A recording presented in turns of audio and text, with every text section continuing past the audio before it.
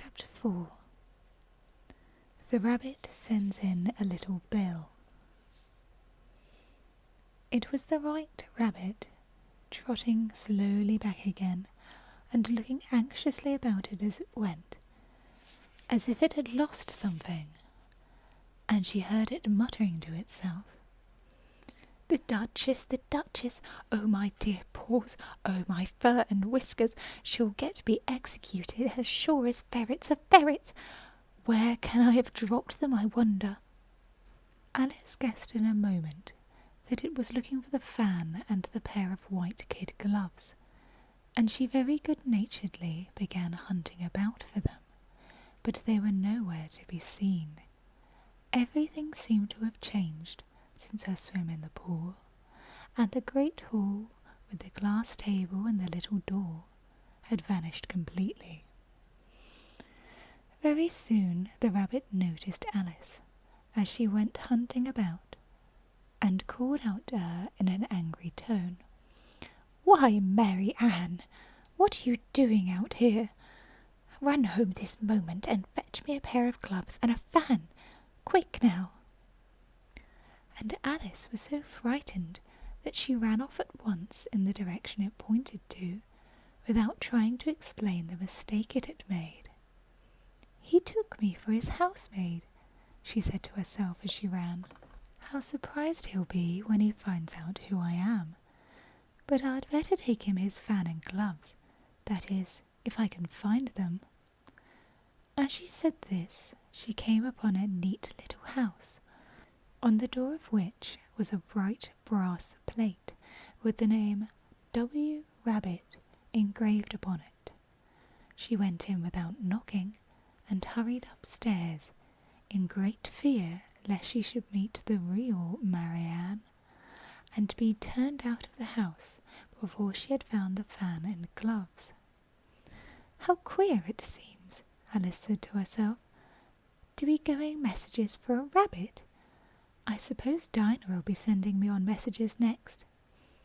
And she began fancying the sort of thing that would happen. "Miss Alice, come here directly, and get ready for your walk. Coming in a minute, nurse. But I've got to watch this mouse hole till Dinah comes back, and see that the mouse doesn't get out. Only I don't think," Alice went on, "that they'd let Dinah stop in the house if it began ordering people about like that."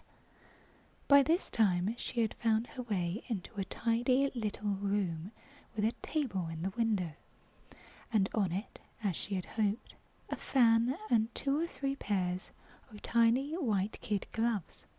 She took up the fan and a pair of the gloves, and was just going to leave the room when her eye fell upon a little bottle that stood near the looking-glass. There was no label this time with the words "Drink me," but nevertheless she uncorked it and put it to her lips. "I know something interesting is sure to happen," she said to herself, "whenever I eat or drink anything, so I'll just see what this bottle does. I do hope it'll make me grow large again, for really I'm quite tired of being such a tiny little thing." It did so indeed, and much sooner than she had expected. Before she had drunk half the bottle, she found her head pressing against the ceiling, and had to stoop to save her neck from being broken.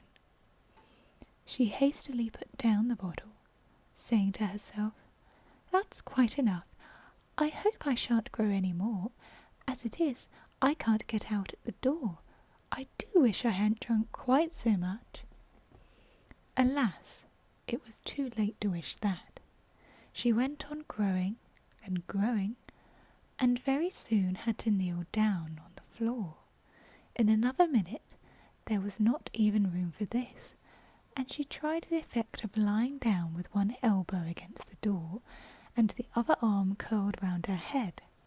Still she went on growing, and, as a last resource, she put one arm out of the window and one foot up the chimney, and said to herself, "Now I can do no more, whatever happens. What will become of me?" Luckily for Alice, the little magic bottle had now had its full effect, and she grew no larger. Still, it was very uncomfortable, and as there seemed to be no sort of chance of her ever getting out of the room again, no wonder she felt unhappy. It was much pleasanter at home, thought poor Alice, when one wasn't always growing larger and smaller, and being ordered about by mice and rabbits. I almost wish I hadn't gone down that rabbit hole, and yet, it's rather curious, you know, this sort of life. I do wonder what can have happened to me. When I used to read fairy tales, I fancied that kind of thing never happened, and now here I am in the middle of one. There ought to be a book written about me, that there ought, and when I grow up, I'll write one. But I'm grown up now, she added, in a sorrowful tone. At least there's no room to grow up any more here. But then, thought Alice, shall I never get any older than I am now? That'll be a comfort one way, never to be an old woman. But then, always to have lessons to learn.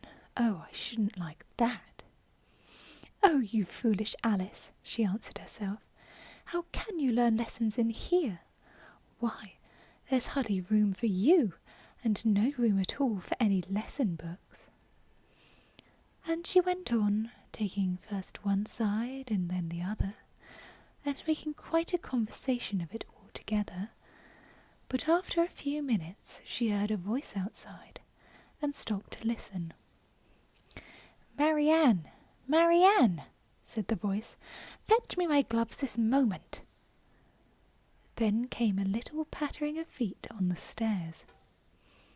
Alice knew it was the rabbit coming to look for her, and she trembled till she shook the house, quite forgetting she was now about 1,000 times as large as the rabbit, and had no reason to be afraid of it. Presently the rabbit came up to the door and tried to open it, but as the door opened inwards and Alice's elbow was pressed hard against it, that attempt proved a failure. Alice heard it say to itself, "Then I'll go round and get in at the window." "That you won't," thought Alice, and after waiting till she fancied she heard the rabbit just under the window, she suddenly spread out her hand and made a snatch in the air. She did not get hold of anything, but she heard a little shriek and a fall, and a crash of broken glass, from which she concluded that it was just possible it had fallen into a cucumber frame, or something of the sort. Next came an angry voice, the rabbit's. "Pat! Pat! Where are you?" And then a voice she had never heard before. "Sure then I'm here, digging for apples, your honour." "Digging for apples, indeed," said the rabbit angrily. "Here, come and help me out of this." Sounds of more broken glass. "Now, tell me, Pat, what's that in the window?" "Sure it's an arm, your honour." He pronounced it arm. "An arm, you goose! Who ever saw one that size? Why, it fills the whole window." "Sure it does, your honour, but it's an arm for all that." "Well, it's got no business there at any rate. Go and take it away." There was a long silence after this, and Alice could only hear whispers now and then, such as, "Sure, I don't like it, your honour, at all, at all." "Do as I tell you, you coward." And at last she spread out her hand again, and made another snatch in the air. This time there were 2 little shrieks, and more sounds of broken glass. "What a number of cucumber frames there must be," thought Alice. "I wonder what they'll do next. As for pulling me out of the window, I only wish they could. I'm sure I don't want to stay in here any longer." She waited for some time without hearing anything more. At last came a rumbling of little cartwheels, and the sound of a good many voices all talking together. She made out the words, "Where's the other ladder? Why, I hadn't to bring but one. Bill's got the other. Bill, fetch it here, lad. Here, put 'em up at this corner. No, tie 'em together first. They don't reach half high enough yet. Oh, they'll do well enough. Don't be particular. Here, Bill, catch hold of this rope. Will the roof bear? Mind that loose slate. Oh, it's coming down. Heads below. A loud crash. Now, who did that? It was Bill, I fancy. Who's to go down the chimney? Nay, I shan't. You do it. That I won't, then. Bill's to go down. Here, Bill, the master says you've got to go down the chimney. Oh, so Bill's got to come down the chimney, has he? Said Alice to herself. Why, they seem to put everything upon Bill. I wouldn't be in Bill's place for a good deal. This fireplace is narrow, to be sure, but I think I can kick a little. She drew her foot as far down the chimney as she could, and waited till she heard a little animal, she couldn't guess of what sort it was, scratching and scrambling about in the chimney close above her. Then, saying to herself, "This is Bill," she gave one sharp kick and waited to see what would happen next. The first thing she heard was a general chorus of, "There goes Bill!" Then the rabbit's voice alone, "Catch him, you, by the hedge!" Then silence, then another confusion of voices. "Hold up his head, Brandy, now. Don't choke him. How was that, old fellow? What happened to you? Tell us all about it." At last came a little feeble, squeaking voice. "That's Bill," thought Alice. "Well, I hardly know. No more, thank ye, I'm better now. But I'm a deal too flustered to tell you. All I know is something comes at me like a jack-in-the-box, and up I goes like a skyrocket." "So you did, old fellow," said the others. "We must burn the house down," said the rabbit's voice, and Alice called out as loud as she could, "If you do, I'll set Dinah at you."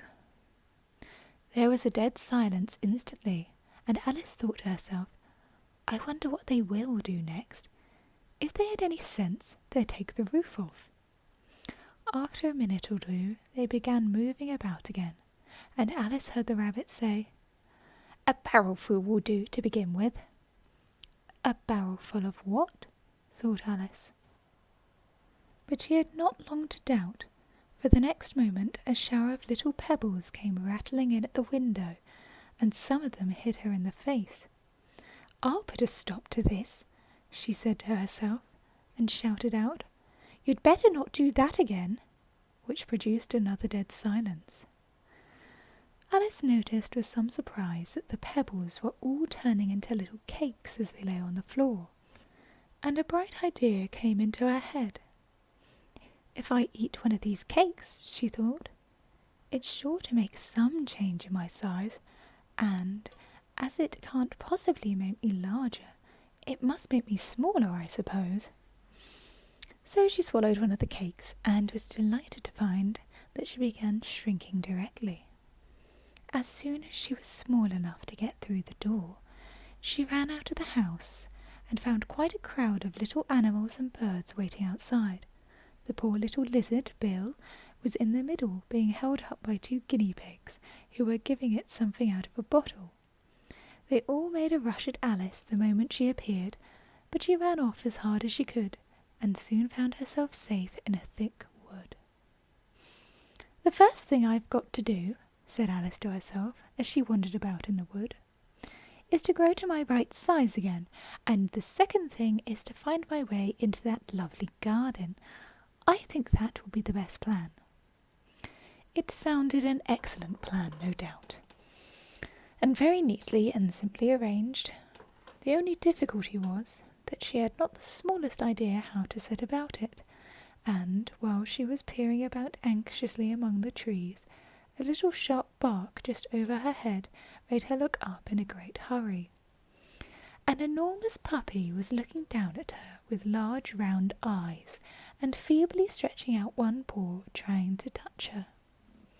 "Poor little thing," said Alice in a coaxing tone, and she tried hard to whistle to it, but she was terribly frightened all the time at the thought that it might be hungry, in which case it would be very likely to eat her up in spite of all her coaxing.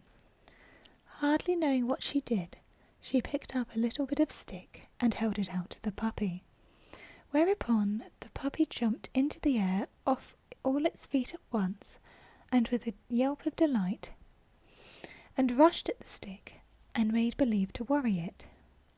Then Alice dodged behind a great thistle to keep herself from being run over, and the moment she appeared on the other side, the puppy made another rush at the stick and tumbled head over heels in its hurry to get hold of it. Then Alice, thinking it was very like having a game of play with a cart horse, and expecting every moment to be trampled under its feet, ran round the thistle again. Then the puppy began a series of short charges at the stick, running a very little way forwards each time and a long way back, and barking hoarsely all the while, till at last it sat down a good way off, panting, with its tongue hanging out of its mouth, and its great eyes half shut. This seemed to Alice a good opportunity for making her escape, so she set to it at once, and ran till she was quite tired and out of breath, until the puppy's bark sounded quite faint in the distance. "And yet what a dear little puppy it was," said Alice, as she leant against a buttercup to rest herself, and fanned herself with one of the leaves. "I should have liked teaching it tricks very much, if I'd only been the right size to do it. Oh dear, I'd nearly forgotten that I've got to grow up again. Let me see, how is it to be managed? I suppose I ought to eat or drink something or other, but the great question is, what?" The great question certainly was what. Alice looked all round her at the flowers and the blades of grass, but she could not see anything that looked like the right thing to eat or drink under the circumstances. There was a large mushroom growing near her, about the same height as herself, and when she had looked under it, and on both sides of it, and behind it, it occurred to her that she might as well look and see what was on the top of it. She stretched herself up on tiptoe, and peeped over the edge of the mushroom, and her eyes immediately met those of a large blue caterpillar that was sitting on the top with its arms folded, quietly smoking a long hookah, and taking not the smallest notice of her or of anything else.